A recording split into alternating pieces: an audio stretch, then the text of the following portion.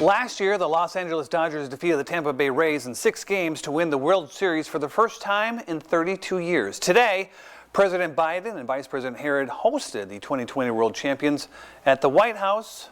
Let's take a look. The president congratulated the team on their accomplishment during a challenging season and also thanked them for opening up their stadium for COVID-19 testing and vaccinations, as well as voting in the election. As a gift, the team presented the president and vice president with personalized Dodgers jerseys. The Dodgers are the first professional team to visit the White House since the pandemic began. President Biden also noted the importance of baseball and sports in helping the country get through and heal from a difficult year. But the Dodgers are a lot more than a baseball club. They really are. They're a pillar of American culture and American progress, and that's for real. Game now, Dodgers in the nation's capital against the Nationals. Top of the fourth, Dodgers down 3-0. Justin Turner gets LA on the board with this solo blast. Dodgers down by 2, again 3-1. Now to the top of the seventh, it's going to be Albert Pujols, the new entry from the Angels. Here he is, and he's going to hit this high chopper that scores Chris Taylor.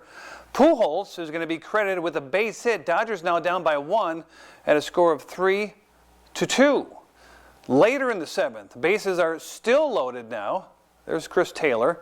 Mookie Betts coming to the plate, and Mookie is going to get a base hit to left. Pujols scores, and Austin Barnes is going to come around to score. Dodgers take a 4-3 lead.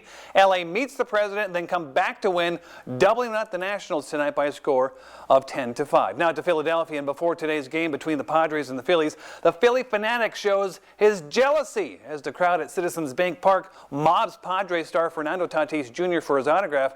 Tatis was named as a starter in this month's All-Star game.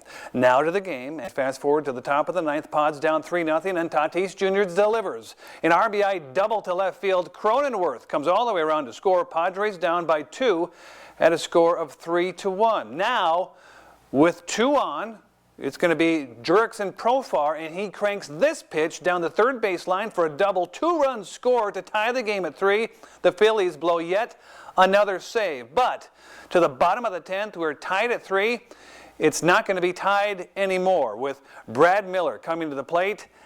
Pow! He's going to wallop this to center field for a walk-off double in Philadelphia. Phillies come back to win 4-3 against the Padres.